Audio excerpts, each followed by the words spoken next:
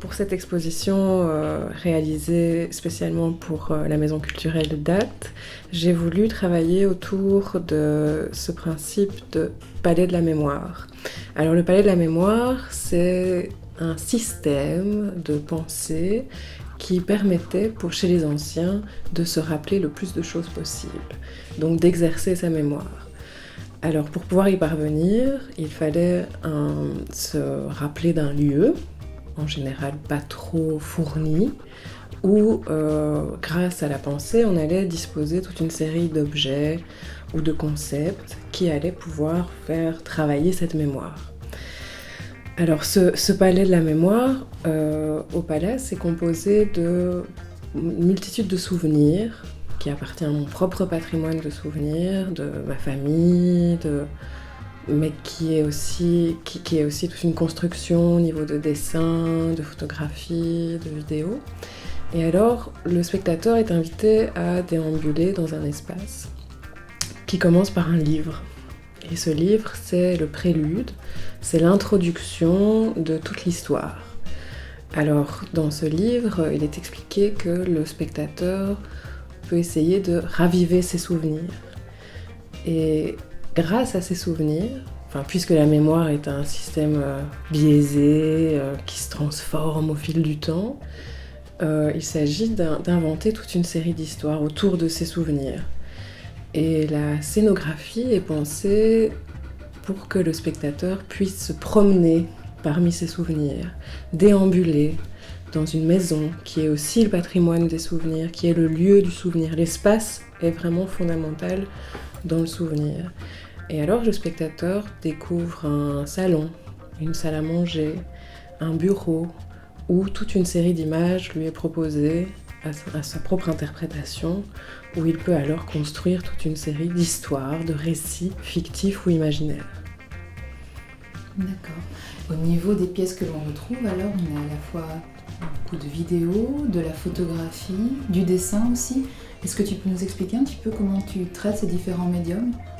Alors en fait, le fait d'avoir énormément de médiums différents permet aussi de se perdre dans ses souvenirs. Donc c'est un moyen de déambuler aussi et de se créer une sorte de labyrinthe.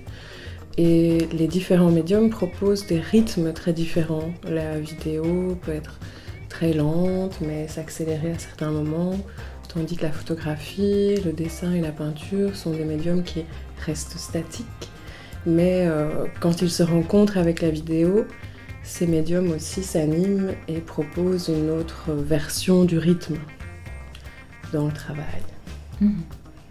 Et donc toi, par exemple, la photographie, tu la travailles à partir de photos déjà existantes, de photos que tu proposes aussi. Il y a une rencontre, on parle aussi de profondeur dans ces photographies. Est-ce que tu peux expliquer un peu ton processus de création ? Alors, j'ai un travail qui est vraiment nourri de littérature. J'ai étudié la littérature avant de faire l'Académie des Beaux-Arts en peinture. Et du coup, je suis vraiment intéressée par différents philosophes, et particulièrement par Gaston Bachelard, dans sa poétique de l'espace, par exemple, mais aussi dans L'eau et les rêves, où il explique en fait que l'inconscient fonctionne un peu comme si c'était de l'eau profonde. Donc on regarde de l'eau, par exemple, et alors on commence à chercher, à creuser via les superpositions ce qu'il y a au fin fond de la profondeur. Et moi, je suis vraiment très intéressée par ces différentes superpositions dans le travail photographique, mais aussi dans le dessin, puisque c'est une manière aussi d'arranger et de créer des structures qui n'existent pas, qui sont abstraites. Et du coup, la peinture, la photographie et le dessin sont mis plus ou moins au même niveau. Et j'utilise beaucoup la peinture sur la photographie, pour avoir aussi cette notion de profondeur. La peinture agit un peu comme si c'était l'effacement des souvenirs. Donc je travaille avec l'encre de Chine, et l'encre de Chine, lorsqu'elle est diluée, provoque une sorte de flou, un brouillard. Et ajoute une nouvelle profondeur. Exactement. Et alors, permet de cacher certains espaces, certains endroits, certains souvenirs. Comme fonctionne la mémoire qui brouille les choses, et qui vient finalement poser un filtre sur certaines parties. Et le processus du souvenir, de se rappeler des choses, on a toujours aussi du mal à se rappeler vraiment ce dont on veut se rappeler. C'est comme si ce détail devenait brouillé et flou, tandis que le reste devient beaucoup plus net.